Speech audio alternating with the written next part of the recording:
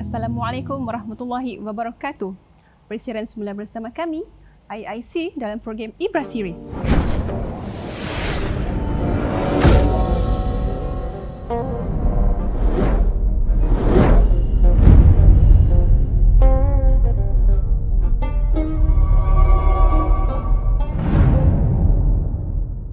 Ramai yang salah faham perbezaan antara sihir dan juga saka. Ada yang kata tiada beza, malah sebahagian yang lain mengatakan dua perkara ini adalah perkara yang sama. Kefahaman setiap orang bergantung kepada ilmu dan juga pengalaman, apatah lagi mereka yang mempelajari ilmu perawatan Islam. Ketahui dengan lebih lanjut, kita kembali selepas ini. Sama ada sihir ataupun saka, kedua-duanya tetap menggunakan khidmat jin. Terdapat banyak persamaan kecuali beberapa perkara. Yang pertama adalah dari segi asal-usul mereka, yakni asal-usul jin. Jin saka biasanya datang daripada keluarga ataupun keturunan keluarga mereka sendiri. Malah ada juga yang melibatkan faktor-faktor yang lain.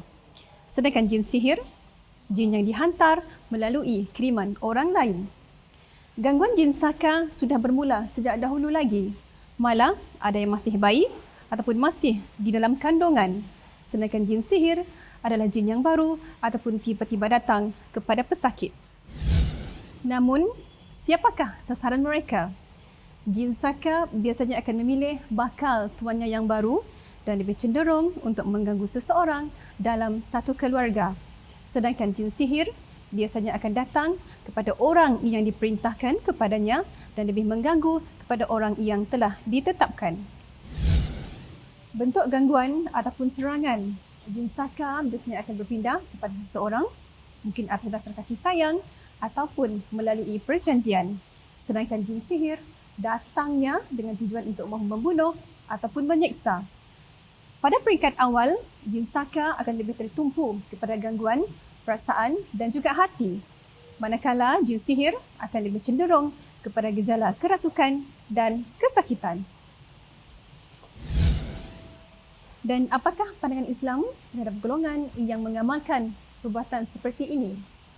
Firman Allah Subhanahu Wa Taala di dalam surah Al-Jin ayat 6 yang bermaksud, dan bahawa sesungguhnya amat salah perbuatan daripada segelintir orang daripada manusia yang menjaga dan melindungi diri dengan meminta pertolongan kepada ketua golongan-golongan jin, kerana permintaan mereka itu akan menjadikan golongan-golongan jin akan bertambah jahat dan sombong. Dalam segmen kali ini, kami bawakan anda dengan topik sihir dan saka. Ikuti perkongsian yang akan disampaikan oleh yang berbahagia Ustaz Damli bin Arin daripada Hikmah Sarawak. Dengarkan bersama, semoga bermanfaat.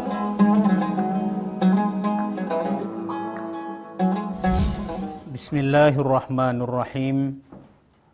Assalamualaikum warahmatullahi wabarakatuh. Alhamdulillah. Wassalatu wassalamu ala rasulillah wa ala alihi wa sahbihi wa mawala. Subhanaka la ilma lana illa ma'allamtana innaka antal alimul hakim. Rabbi shrah li sadri wa yassir li amri wahlul uqdatan min lisani yafqahu qawli. Rabbi yassir wa la tu'assir, Rabbi tammin bil khair. InsyaAllah, sebelum kita membahas tentang tajuk saka dan sihir, kita mulakan majlis dengan bacaan surah Al-Kahfi dari ayat 1 hingga 10, insyaAllah. A'udzu billahi minasy syaithanir rajim. Bismillahirrahmanirrahim. الحمد لله الذي أنزل على عبده الكتاب ولم يجعل له عوجا قيما لينذر بأسا شديدا من لدنه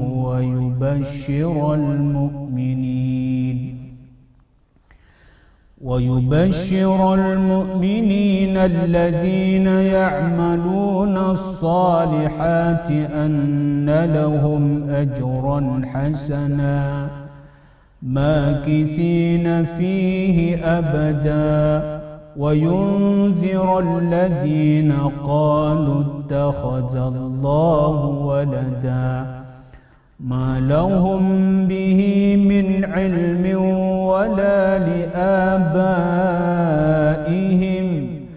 كبرت كلمة تخرج من أفواههم إن يقولون إلا كذبا فلعلك باخع نفسك على آثارهم إن لم يؤمنوا بهذا الحديث أسفا إنا جعلنا ما على الأرض زينة لها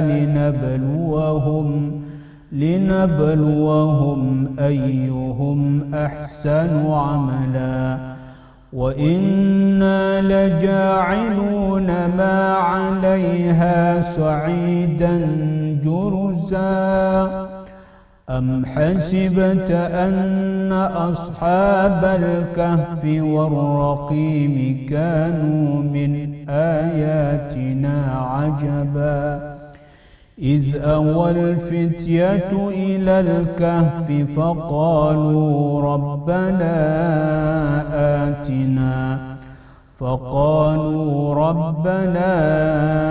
آتنا من لدنك رحمة وهيئ لنا من أمرنا رشدا صدق الله العظيم.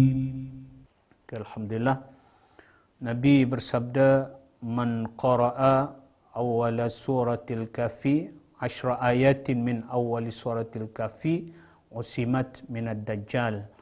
Barang siapa yang membaca 10 ayat daripada awal surah Al-Kahfi, niscaya Allah akan selamatkan daripada fitnah dajjal.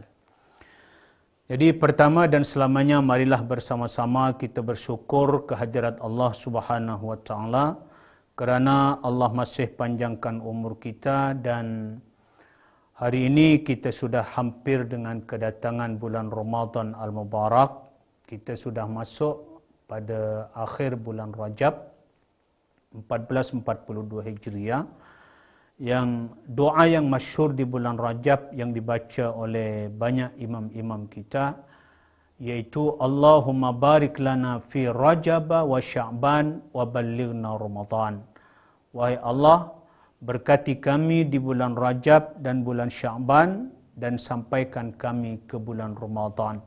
Dalam doa ini sebenarnya ada dua yang kita minta kepada Allah.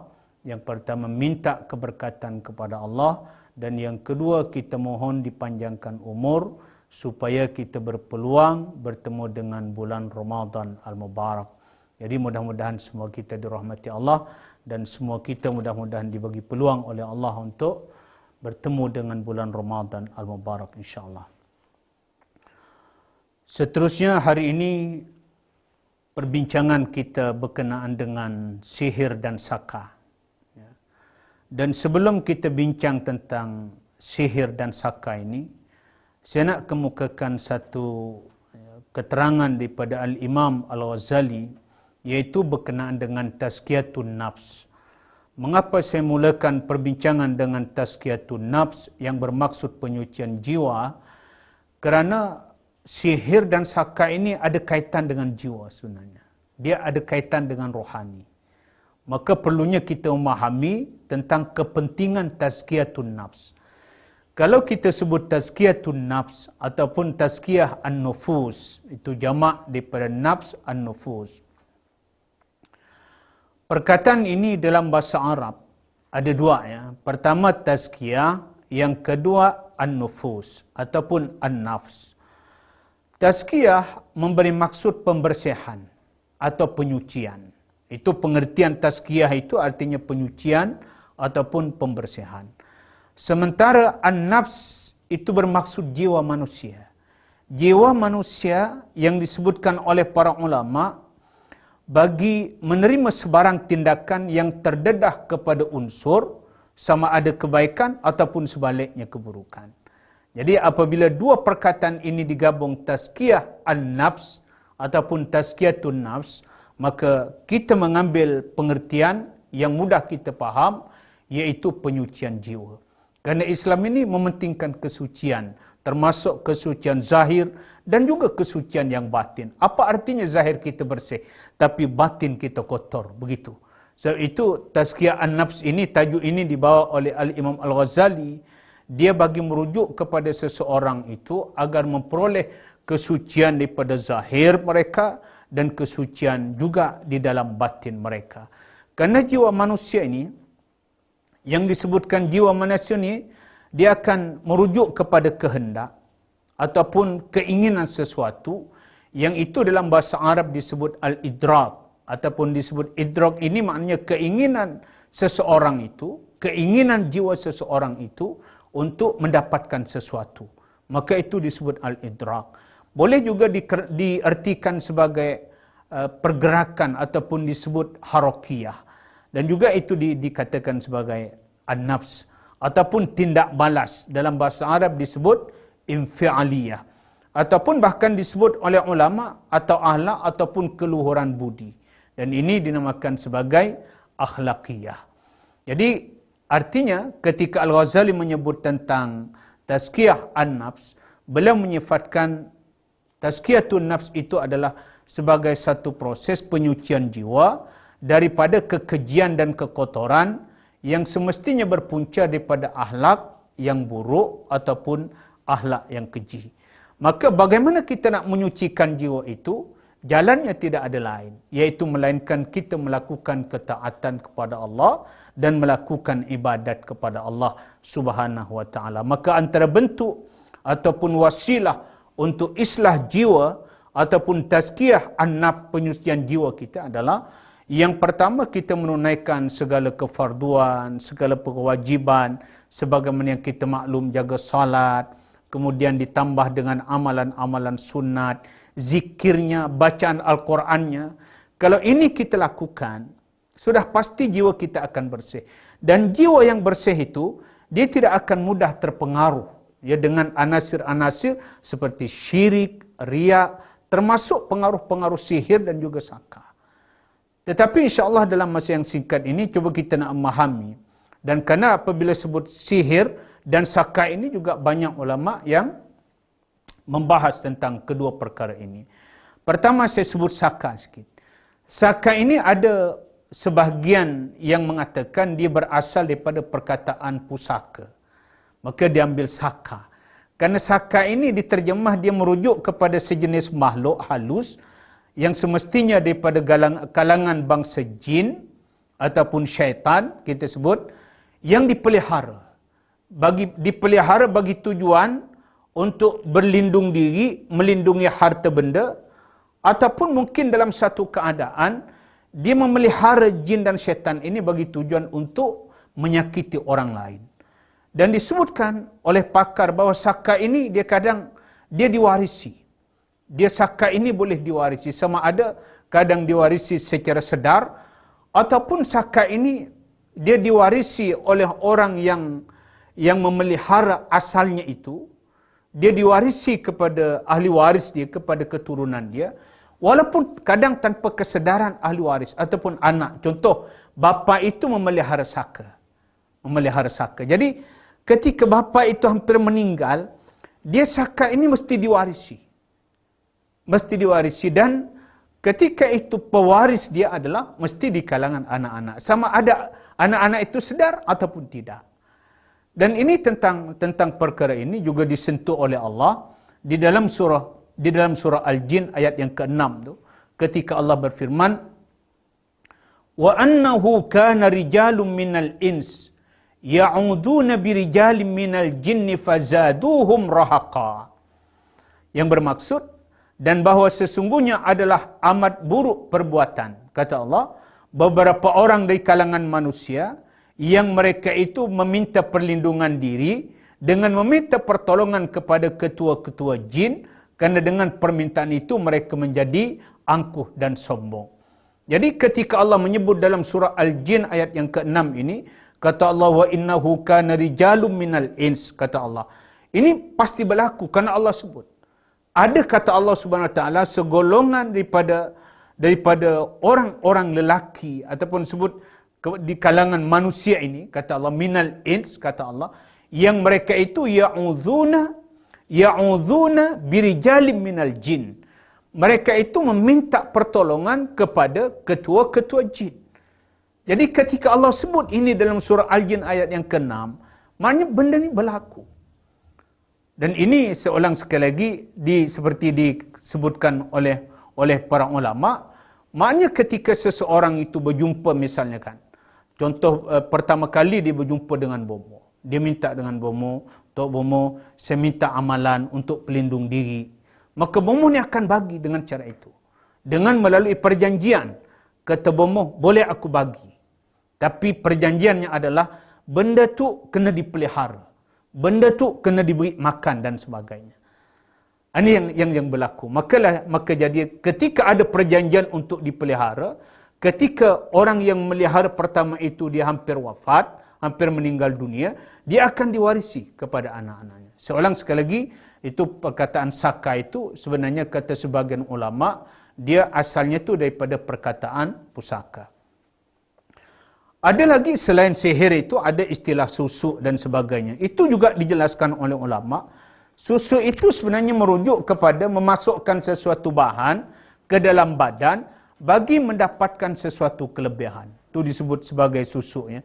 Dan pelbagai bahan sebenarnya boleh digunakan, ya, bergantung kepada hajat seseorang itu. Ada kadang susuk itu menggunakan emas, ada yang menggunakan perak, bahkan ada yang menggunakan berlian. Dan sudah pasti dikatakan dengan memakai susuk ini banyak keinginan yang mereka hendak.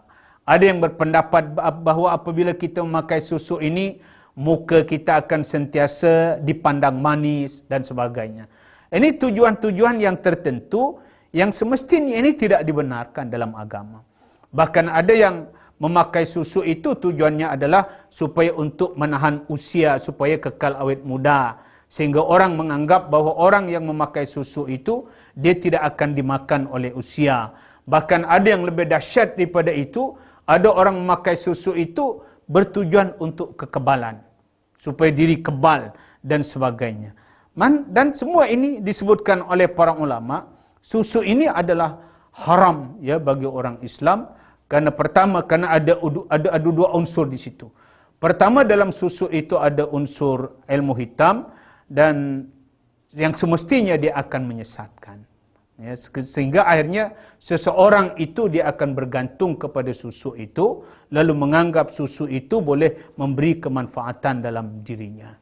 Itu juga perkara seorang, sekali lagi, saka dan susuk ini termasuk golongan-golongan perkara yang disebut, yang dilarang dalam Islam, bahkan termasuk pelakunya itu dianggap berdosa besar, bahkan boleh jadi dia jatuh kepada kesyirikan kepada Allah Subhanahu Wa Taala, kerana di situ ada unsur kepercayaan kepada selain Allah. Dia mempercayai bahawa ada selain Allah itu yang boleh memberikan manfaat, memberikan kesan, mudarat dan manfaat kepada dirinya. Itu dua perkara, iaitu saka dan susuk. Kemudian sihir. Sihir ini kalau kita lihat di dalam Al-Quran, kata ulama, sihir ini disebut oleh Allah dalam Al-Quran itu sebanyak 23 kali. Allah menyebut tentang perkataan sihir. Kalimat aslinya itu as-sihr.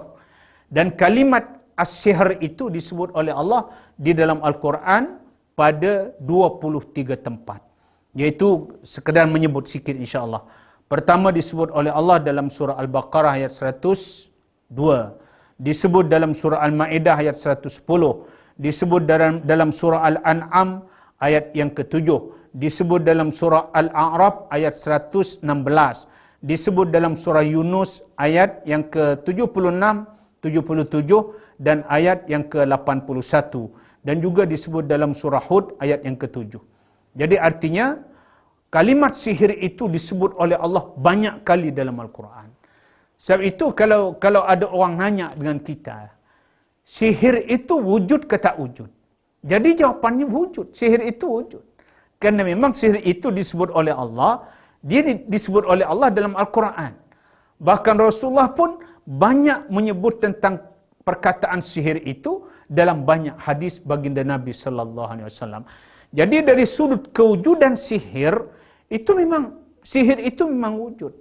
Dan Al-Quran banyak menyebut, hadis banyak menyebut, bahkan di zaman Nabi Sulaiman pun telah wujud sihir, di zaman Nabi Musa, bahkan Nabi kita Muhammad sallallahu alaihi wasallam juga pernah disihir oleh seorang Yahudi yang akhirnya Nabi itu diobati oleh malaikat Jibril dengan dibacakan surah Al-Alaq itu. Ini saya rasa ceritanya masyhur. Jadi pertama kita nak memahami tentang definisi sihir ini, dan itu banyak dibincang oleh para ulama, ya. Termasuk dalam kamus Dewan Bahasa edisi yang keempat disebut, sihir itu dalam kamus Dewan disebut, sihir dari segi bahasa ialah perbuatan atau kejadian yang luar biasa yang dilakukan oleh manusia secara tersembunyi atau gaib yang melibatkan makhluk halus. Jadi sihir itu memang disebut dalam bahasa Arab, dia termasuk perkara yang kharikun lil adah. Kharikun lil adah maknanya sesuatu yang mencarik adat, sesuatu yang luar biasa, artinya begitu. Sehingga kata ulama, sesuatu yang luar biasa itu ada beberapa perkaranya. Ada yang sesuatu yang luar biasa itu disebut mukjizat, ketika kharikun lil adah itu berlaku kepada para nabi dan rasul, itu disebut sebagai mukjizat. Sebagaimana kita maklum, Nabi Musa, mukjizat dia ada tongkat yang boleh menjelma jadi ular. Tongkat Nabi Musa juga boleh membelah laut. Itu satu perkara yang kharikun lil adah, yang mencari adat, yang luar biasa, yang si logik kata akal kita. Tapi dia berlaku. Kalau berlaku itu kepada Nabi dan Rasul, maka itu disebut sebagai mukjizat. Dan mukjizat tidak dapat dipelajari, mukjizat juga tidak dapat dipohon, diminta kepada Allah. Tidak, karena mukjizat itu Allah turunkan untuk para nabi dan rasul. Dan sebagaimana yang kita maklum, selepas Rasulullah tidak ada lagi nabi dan tidak ada lagi rasul. Jadi maknanya mukjizat tidak ada lagi, kata ulama, kecuali mukjizat Rasulullah yang berterusan sampai hari kiamat, yaitu Al-Quranul Karim. Karena Al-Quran dia salah satu mukjizat yang Allah berikan kepada Nabi kita Muhammad sallallahu alaihi wasallam. Jadi mukjizat para nabi yang lain tak ada lagi dah. Tongkat Nabi Musa yang boleh belah laut tiada lagi. Kemudian yang Nabi Ibrahim dibakar oleh Raja Namrus tapi tak dapat dimakan oleh api, akan berlaku lagi, kan? Termasuk Nabi Isa, dia boleh menyembuhkan penyakit kusta, boleh menyembuhkan orang buta yang sejak lahir.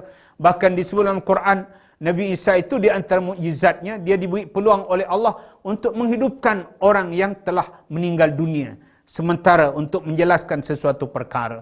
Dan semua itu tidak ada lagi. Kecuali kata ulama, mukjizat para Nabi dan Rasul semuanya ada lagi, kecuali mukjizat Rasulullah, yaitu Al-Quran itu yang kekal. Jadi kita harus sedar, Al-Quran yang di depan kita hari ini, Al-Quran yang kita miliki hari ini, Al-Quran yang kita baca tiap-tiap hari itu adalah salah satu daripada mukjizat Nabi kita Muhammad sallallahu alaihi wasallam, dan itulah satu-satunya mukjizat yang kekal. Tongkat Nabi Musa tak ada lagi. Dan kata ulama, kalau mukjizat dia tidak boleh dipelajari, dan mukjizat itu diberi oleh Allah hanya kepada para nabi dan rasul. Tidak semua orang diberi mukjizat oleh Allah. Kerana kalau semua orang diberi mukjizat oleh Allah, contoh kita diberi tongkat seperti tongkat Nabi Musa, ini takut kita bimbang menyalahgunakan. Takut kita ada tongkat yang boleh belah laut, lalu ada kerja lain kita.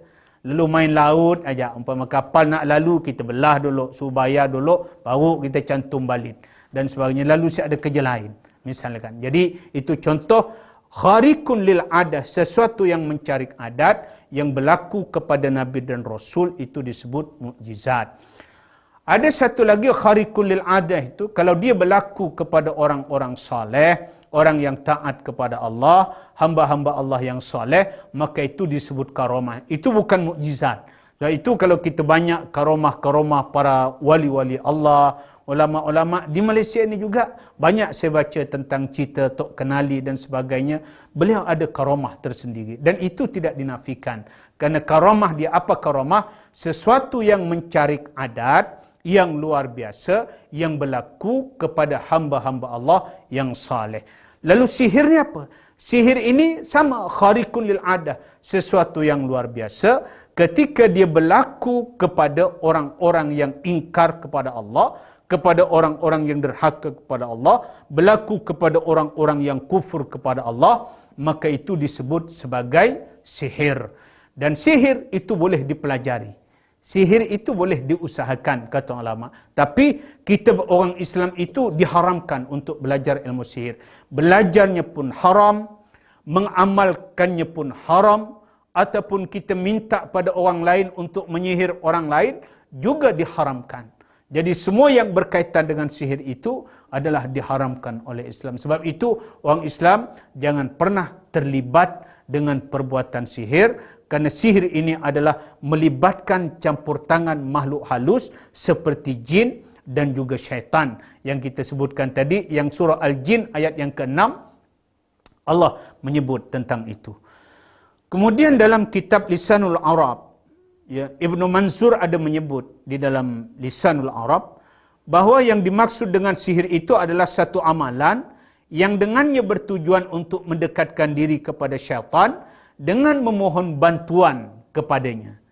Jadi Ibnu Mansur juga menyebutkan dalam Lisanul Arab bahawa sihir ini, apa dia takrifan sihir? Sihir itu adalah merujuk kepada satu amalan yang dengan amalan-amalan tertentu itu bertujuan untuk mendekatkan diri kepada syaitan.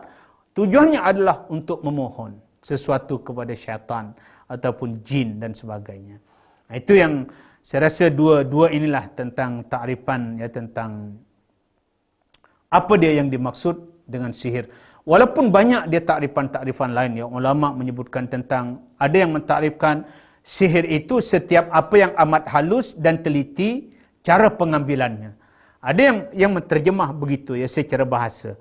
Ada yang secara istilah dia kata menterjemah ataupun mendefinisikan sihir itu sebagai mengalihkan sesuatu dari hakikatnya kepada selain hakikat, ataupun menghayalkan sesuatu seolah-olah ia hakiki, padahal sihir itu tidak hakiki. Artinya begitu, ya. Artinya dia dialihkan sehingga manusia itu menghayal kepada benda yang tidak hakiki. Walaupun saya ulang kembali, sihir itu memang dia ada, sihir itu ada. Kemudian ada istilah lain tadi, ya, termasuk sya'bazah dalam bahasa Arab ataupun disebut su'uzah. Su'uzah ini termasuk silap mata, ya, ataupun helah, taktik yang menipu manusia itu juga. Jadi termasuk ada persamaan dengan sihir, ya. Kemudian dalam istilah berkaitan dengan ini, sihir dan silap mata, kata ulama, dia boleh diperolehi menerusi pembelajaran. Artinya kalau sihir, silap mata ini boleh dibelajar, boleh dipelajari. Tapi tadi seperti karamah, mukjizat, termasuk irhas, itu tidak dapat dipelajari, ya. Tetapi sihir, kata ulama, dapat dipelajari, tetapi diharamkan bagi orang Islam. Tapi maksud dapat dipelajari itu untuk menguasai itu, untuk mendapatkan sihir itu boleh melalui belajar. Tetapi seorang kembali, bagi orang Islam, orang yang beriman kepada Allah, kita diharamkan untuk belajar sihir. Dan sihir itu disebut oleh ulama langsung tidak ada membawa kebaikan. Bahkan semua yang ditimbulkan oleh sihir itu pasti keburukan. Ini yang harus kita faham. Dan disebut oleh ulama, sihir itu merupakan satu bentuk daripada istidraj. Apa dia istidraj? Istidraj itu sesuatu perbuatan yang diperkenankan untuk ditambah, kemudian dibalas oleh Allah. Sesuatu yang Allah biarkan, itu namanya istidraj. Dibiarkan itu bukan semakin bertambah kebaikan. Dibiarkan oleh Allah supaya bertambah keburukan, supaya bertambah dosanya untuk diazab oleh Allah pada hari kiamat. Maka itu namanya istidraj. Banyak orang itu bertanya, Ustaz, ada seorang hamba Allah, dia kata rajin ibadat, rajin baca Quran, rajin salat, tetapi rezeki, tapi dia tak berapa kaya, Ustaz. Susah hidup. Ada orang solat tak pernah, baca Quran pun tak pernah, sedekah pun tak pernah, zakat pun tak pernah, haji umrah pun tak pernah. Tapi rezekinya melimpah ruah. Jadi jangan terpedaya, itu boleh berlaku, boleh jadi kejadian itu disebut sebagai istidraj. Jadi istidraj itu benda yang memang diizinkan oleh Allah untuk kita memiliki. Tapi tujuannya bukan untuk kebaikan.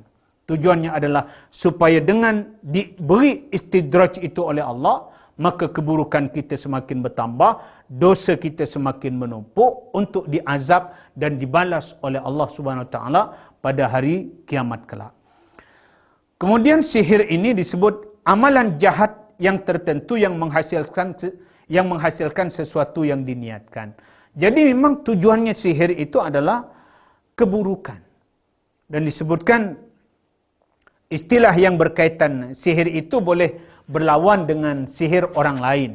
Maka dalam itu istilah yang berkaitan dengan sihir, ada itu yang menyebutkan bahawa sihir juga boleh berlawan dengan sihir orang lain. Artinya begitu. Jadi sesama ahli sihir itu boleh berlawan. Jadi mana yang menang? Siapa yang kuat, dia akan yang menang begitu. Jadi kalau dia minta bantuan kepada syaitan atau jin yang lebih kuat, maka sihirnya itu akan semakin lebih hebat, artinya begitu. Dan sihir itu disebut seulang kembali, dia kata ulama, sihir itu didapat dengan usaha, dan ini berbeza dengan mukjizat tadi ya. Dan sihir itu disifatkan sebagai benda yang kotor, disifatkan benda yang jijik, dan dia tak perlu sebenarnya dalam kehidupan kita. Dan yang paling penting untuk kita memahami, sihir itu sifatnya adalah bercanggah dengan syariat Islam, bercanggah dengan agama, artinya begitu. Itu sihir.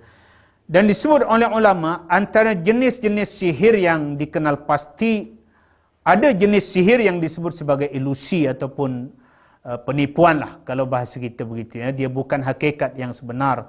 Ada ramalan, ada santau, tangkal, azimat dan sebagainya. Semua ni ada unsur-unsur sihir. Termasuk kita orang Islam pakai tangkal, pakai azimat itu, na'udzubillah min dzalik. Yang kita orang Islam mengaku beriman kepada Allah, kita cepat-cepat singkirkan. Orang Islam yang masih menyimpan tangkal, orang Islam yang masih menyimpan azimat-azimat ni, segera buangkan untuk kebaikan akidah, untuk kebaikan agama kita pun insya-Allah. Jadi segera bebaskan diri daripada semua ini. Kerana semua itu melibatkan makhluk-makhluk yang halus, yang kita sebut melibatkan jin, melibatkan syaitan dan sebagainya. Maka segera disingkirkan. Kerana Nabi bersabda, man 'allaqa tamimatan faqad asyraka. Sesiapa yang telah menggantungkan tangkal, maka sebenarnya kata Rasulullah, dia terlibat dengan perkara kesyirikan kepada Allah Subhanahu wa taala. Dan seterusnya perbahasan tentang sihir ini, saya nak kongsikan dengan firman Allah Subhanahu wa taala. Ini banyak disebut oleh Allah. Ada 3 ayat berturut-turut dalam surah Al-Baqarah, ayat 101, ayat 102 dan ayat 103 di dalam surah Al-Baqarah. Semua 3 ayat ni Allah menyebut tentang perkara sihir ini, tentang benda yang dinamakan sihir ini. Yang firman Allah Subhanahu wa taala, وَاتَّبَعُوا مَا تَتْلُو الشَّيَاطِينُ عَلَى مُلْكِ سُلَيْمَانَ وَمَا كَفَرَ سُلَيْمَانَ وَلَكِنَّ الشَّيَاطِينَ كَفَرُوا. Dan kata Allah, mereka mengikuti apa yang dibaca oleh syaitan-syaitan pada masa kerajaan Sulaiman. Padahal Sulaiman tidak kafir, tetapi syaitan-syaitan itulah yang kafir, kata Allah Subhanahu wa taala. Dan asbabun nuzul ayat ini ketika Rasulullah menyebutkan bercerita tentang Sulaiman, Nabi Sulaiman. Ketika Rasulullah menceritakan tentang Nabi Sulaiman, maka orang-orang Yahudi di Madinah ketika itu, dia seolah-olah mereka itu memperlekehkan Nabi ketika Nabi menyebut tentang Sulaiman. Apa kata orang-orang Yahudi di Madinah ketika itu? Tengok dia Muhammad, katanya, yang dirinya mengaku Nabi, mengaku Rasul. Dia menyebut Sulaiman, yang Sulaiman itu mengajarkan sihir, katanya. Lalu turun ayat ini sebagai menemplak terhadap dakwaan mereka, yang mereka menganggap bahawa Sulaiman itu mengamalkan sihir. Maka disebut oleh Allah Subhanahu wa taala, wattaba'u ma tatlu syayatin ala mulki Sulaiman wa ma kafara Sulaiman walakinna syayatina kafaru. Ayat ini menemplak tu yang disebut oleh Allah, yu'allimuna an-nasa sihr wa ma unzila 'alal malakaini bi Babil Harut wa Marut. Dan Allah sebut syaitan itulah yang mengajarkan sihir kepada manusia. Dan disebut oleh Allah, wa ma unzila 'alal malakaini bi Babil Harut wa Marut, kata Allah. Dan Allah tidak menurunkan ataupun tidak mengajarkan sihir itu kepada dua malaikat, iaitu Harut dan Marut, kata Allah. Wa ma yu'allimani min ahadin hatta yaqula innama nahnu fitnah fala takfur. Karena keberadaan Harut Marut itu, dia sebenarnya merupakan ujian daripada Allah. Dan sebelum Harut Marut itu mengatakan ataupun mengajar seseorang, pasti Harut Marut itu akan berkata, kata Allah, hatta yaqula, kata mereka, innama nahnu fitnah fala takfur. Dua makhluk Allah ini, dia yang mengatakan malaikat ini, Harut Marut ini, dia menyatakan kepada manusia. Kata mereka, innama nahnu fitnatun. Kami ini diutus oleh Allah ni sebagai ujian untuk kamu, sebagai fitnah untuk kamu. Fala takfur. Maka jangan kamu kufur kepada Allah. Jangan kamu kufur kepada Allah dengan mempelajari sihir ini.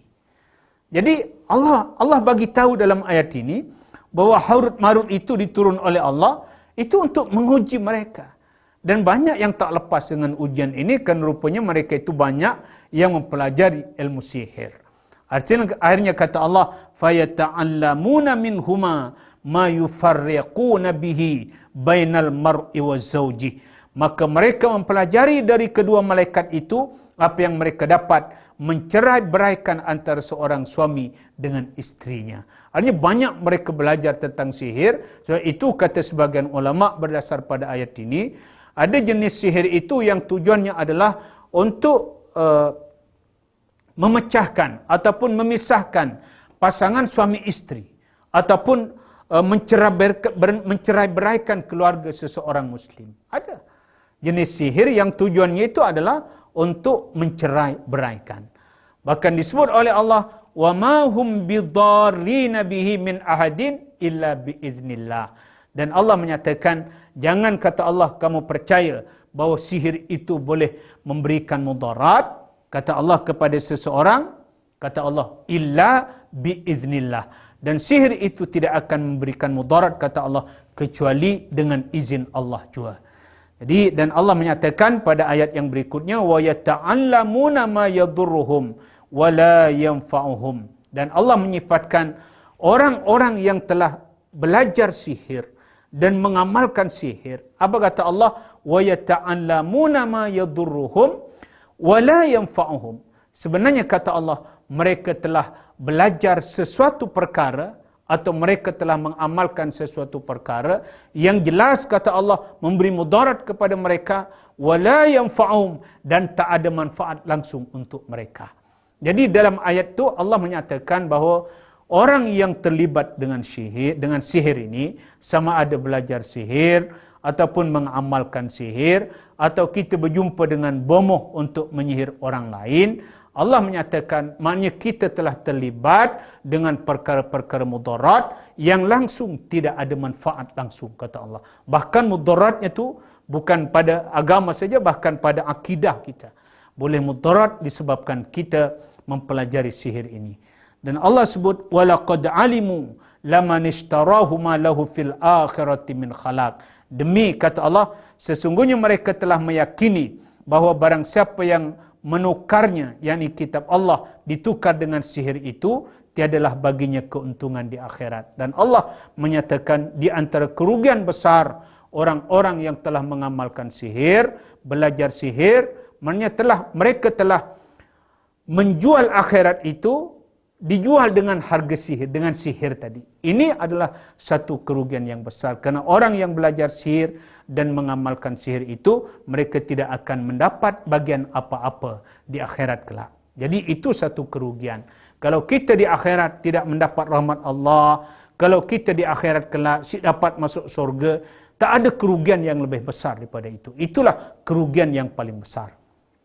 Dan ketika seseorang itu, kata Allah, dia telah membeli sihir itu dengan harga akhirat ataupun bahasa lain akhirat dijual, dia untuk mendapatkan sihir, Allah menyebut wala bi'sa ma syarubihi anfusahum law kanu ya'lamun.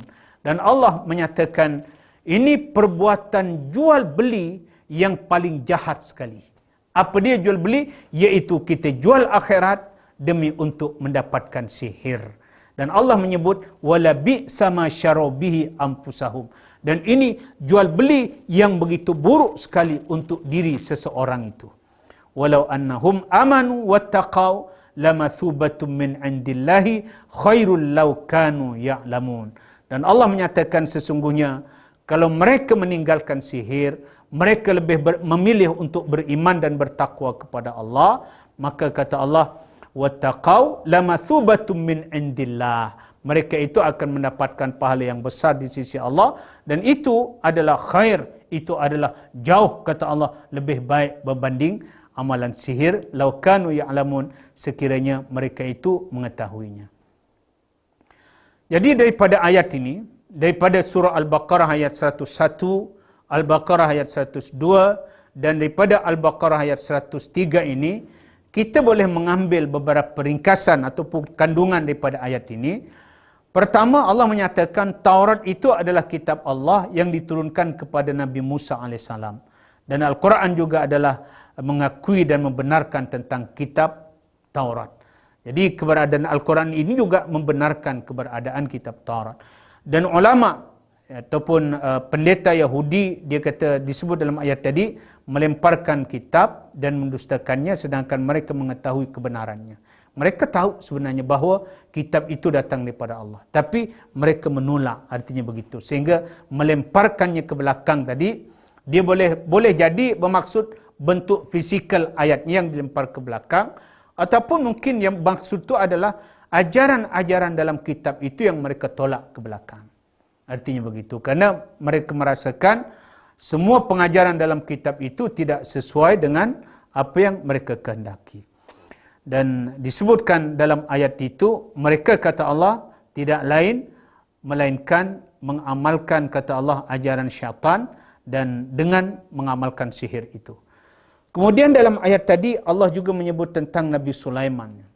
Allah menyatakan Nabi Sulaiman itu kata Allah bukanlah seorang ahli sihir dan tidak juga beliau kufur dengan mempelajari sihir. Jadi Allah menegaskan ketika orang Yahudi mengatakan bahawa Sulaiman itu mengamalkan ahli sihir, maka ayat itu diturun oleh Allah untuk menemplak dakwaan mereka.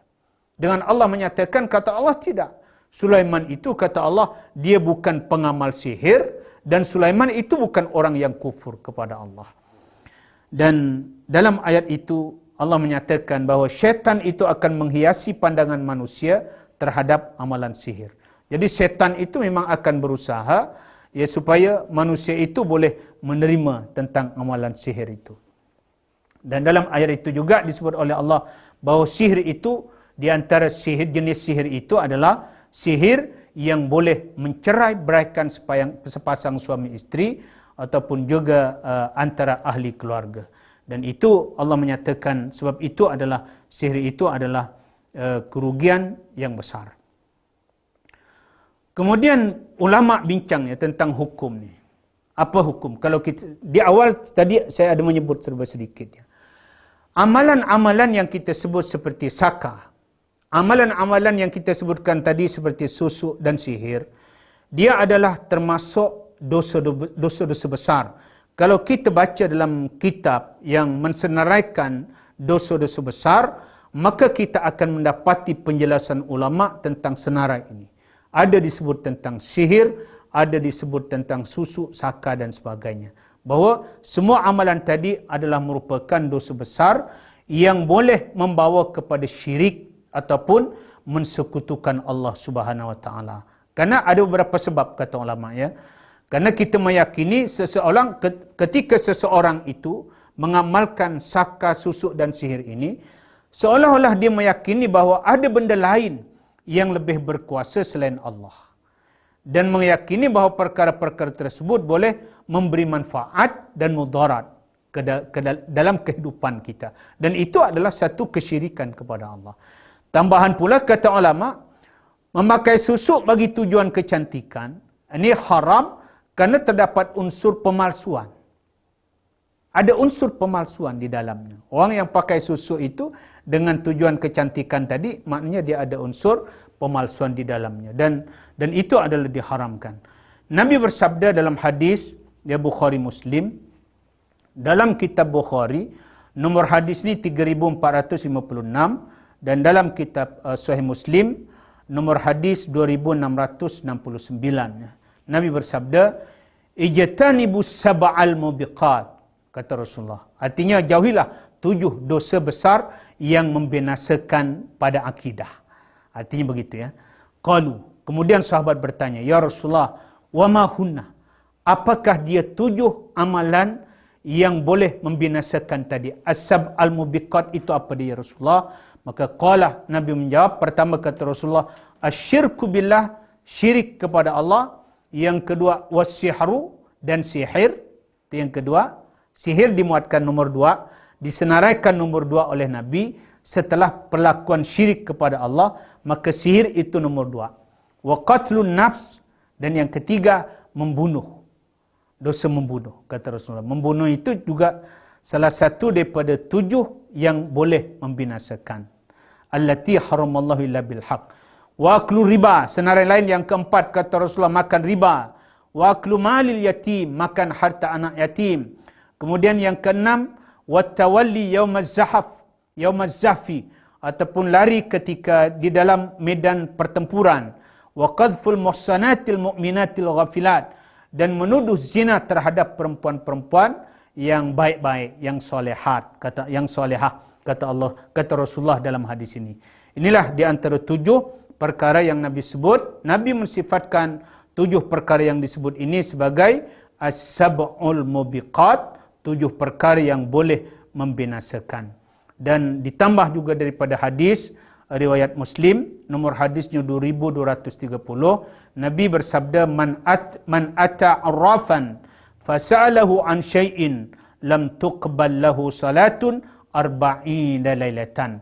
Yang bermaksud, sesiapa yang datang pergi mengunjungi tukang tenung nasib, kata Allah, lalu dia bertanyakan tentang sesuatu dan dia mempercayainya, maka Nabi menyebut, maka amalannya 40 hari 40 malam, amalannya tidak akan diterima oleh Allah. Walaupun dia orang yang ahli ibadat, rajin salat misalnya.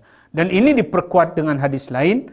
Nabi bersabda, man atakahinan aw arrafan fasaddaqahu bima yaqulu faqad kafara bima unzila ala Muhammadin sallallahu alaihi wasallam. Maksudnya, sesiapa yang datang kepada tukang ramal ataupun penenung nasib dan membenarkan dengan apa yang dikatakan, maka sebenarnya kata Rasulullah, dia telah kufur dengan apa yang telah diturunkan kepada Nabi Muhammad sallallahu alaihi wasallam.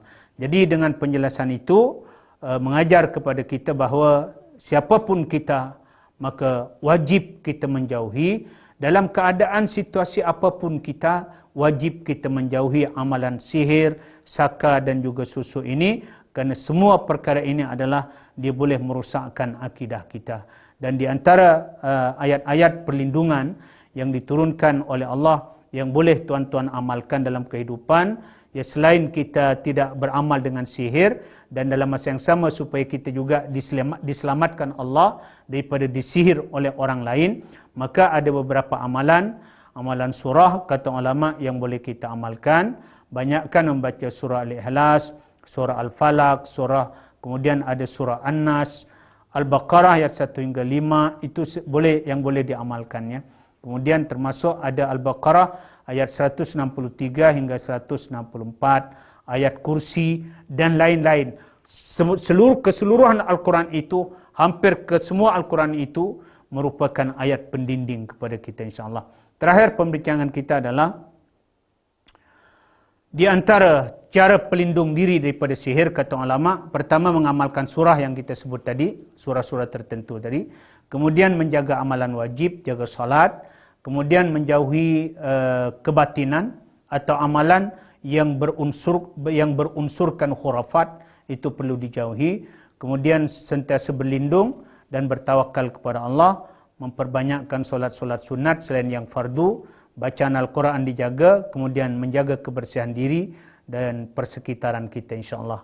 Kerana sudah pasti tempat-tempat yang kotor itu adalah tempat yang paling diminat oleh bangsa jin dan syaitan ini. So itu tandas-tandas juga harus dibersihkan ya dan sebagainya. Itu cara di antara yang disebut oleh ulama supaya kita boleh dielakkan oleh Allah daripada sihir dan daripada terkena sihir. Jadi saya rasa mudah-mudahan kupasan tentang saka dan sihir pada kali ini mudah-mudahan sedikit sebanyak memberi info dan maklumat dan juga ilmu kepada kita. Pertama, motivasinya adalah pertama, jangan pernah kita beramal, belajar dan mengamalkan sihir.